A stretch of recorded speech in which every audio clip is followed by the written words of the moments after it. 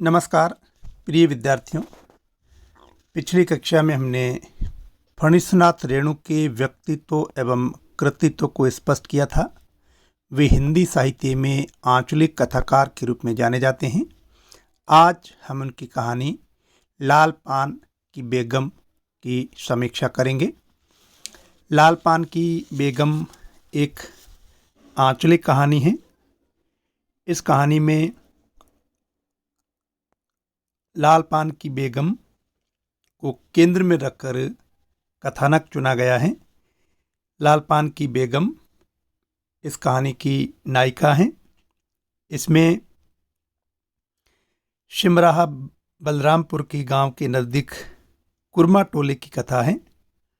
इसमें बिरजू की माँ बलरामपुर मेले में नाच देखना चाहती है, लेकिन उसकी समस्या यह है कि उसके पास बैल है पर गाड़ी नहीं है और वह अपने पति से गाड़ी की व्यवस्था करने का कहती है।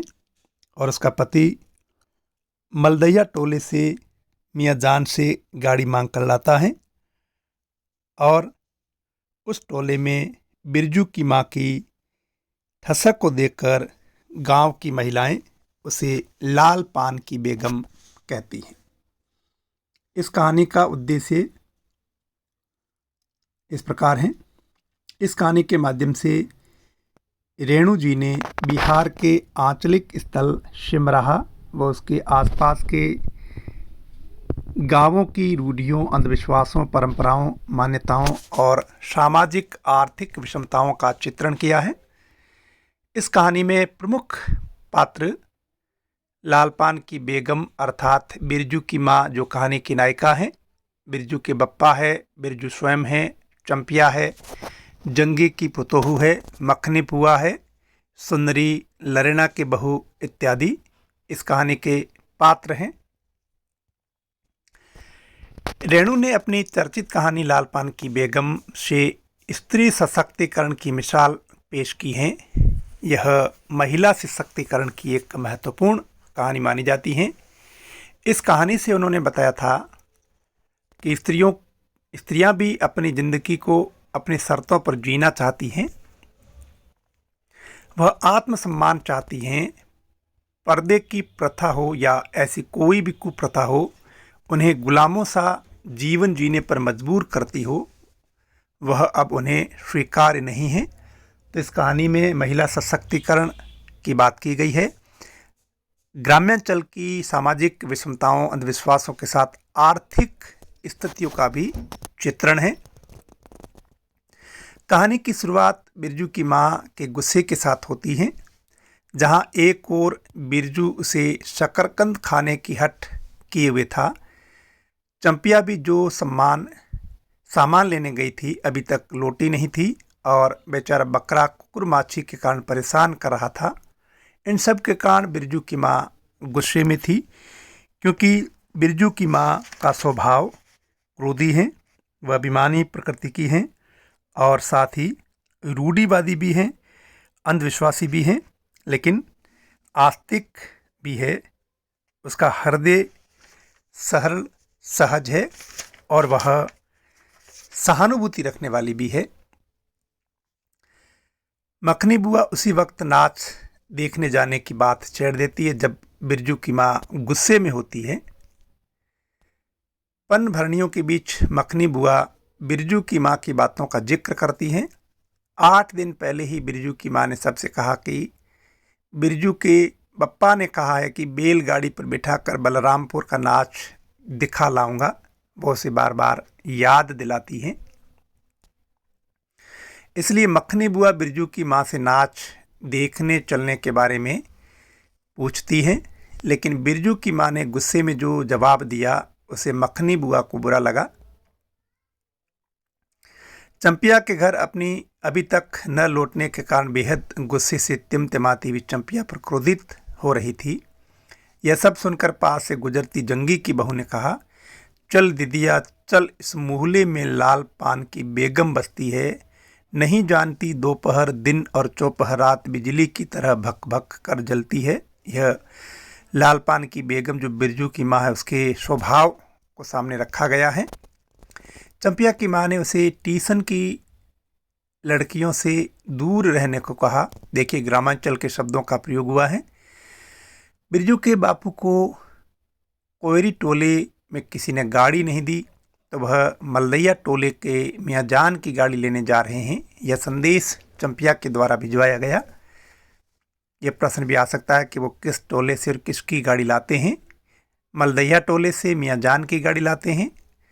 गाड़ी न मिलने के कारण बिरजू की माँ उसके बापू से नाराज होकर सब काम छोड़ सोने चली जाती हैं, क्योंकि उसका स्वभाव क्रोधी स्वभाव है, गुस्सेल स्वभाव की है। ये सब सुनकर चंपिया की आंखों में आंसू आ गए और 1 वर्ष पहले की बातें याद आती हैं, जो उसकी माँ कहा करती थी कि बलरामपुर के नाच के दिन मीठी रोटी बनेगी, चंपिया छींट की साड़ी पहनेगी, बिरजू पैंट पहनेगा बैलगाड़ी पर चढ़कर। यह उसकी स्मृतियों में आता है।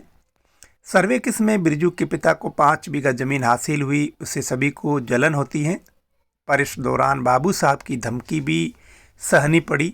उसकी कोई बात नहीं करता। यह सब चंपिया की माँ सोचती हैं। बिरजू की माँ को उस दिन की बात का बहुत गुस्सा आ रहा था। बिरजू के पिता ने जिस दिन बैलगाड़ी से नाच दिखाने का वादा किया था, गांव की औरतों के मजाक का पात्र अब बनना पड़ेगा, ऐसा बिरजू की माँ सोचने लगी, क्योंकि वो चाहती हैं कि जो वादा किया गया था वो वादा पूरा हो, नहीं तो उसे नीचा देखना पड़ेगा। तभी बिरजू के पिता बैलगाड़ी लेकर आ जाते हैं। बिरजू की माँ की नाराज़गी दूर हो जाती है। बिरजू और चंपिया भी बहुत खुश हो जाते हैं। मखनी बुआ को घर की पहरेदारी का जिम्मा देकर सज धज कर गाड़ी से नाच देखने चलते हैं। गाड़ी में जगह होने के कारण बिरजू की माँ ने जंगी की बहू को भी साथ लेते चलने को गाड़ी रुकवाई।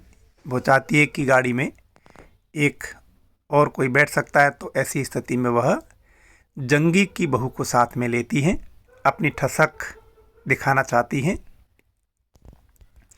गाड़ी में जगह होने के कारण बिरजू की माँ ने जंगी की बहू को भी साथ लेने के लिए गाड़ी रुकवाई। ये बात हो गई। जंगी की बहू लरेना की पत्नी और राधे की बेटी सुनरी तीनों को साथ गाड़ी में बिठा वे चल पड़ते हैं बलरामपुर की ओर। फिर बिरजू की माँ ने चंपिया को बाइस्कोप की गीत गाने को कहा। चंपिया के साथ साथ जंगी की बहू भी धीरे धीरे गुनगुनाने लगी। चंदा की चांदनी, इस तरह से वो गीत गाते हुए आगे बढ़ने लगे। बिरजू की माँ के मन में जंगी की बहू के प्रति खटास खत्म हो गई और वह मन ही मन कहने लगी। जंगी की बहू की तारीफ करने लगी कि कितनी प्यारी बहू है, कितनी सुंदर बहू है। सच ही तो कहा है लाल पान की बेगम, यह कोई बुरी बात नहीं। वो खुद ही सोचने लगती कि वो है ही लाल पान की बेगम। अपने पहनावे लाल साड़ी की तरफ एक नज़र डाली और अपने चेहरे की तरफ भी। बिरजू की माँ के मन में कोई भी लालसा शेष नहीं बची और वो सोने लगी। इस तरह से इस कहानी के माध्यम से बिरजू की माँ को केंद्र में रखकर महिला सशक्तिकरण की लेखक ने बात की है। इसकी भाषा शैली को भी हमने देखा, किस तरह से स्थानीय शब्दों का प्रयोग किया है, ग्रामांचल भाषा का प्रयोग किया गया है। पगैया,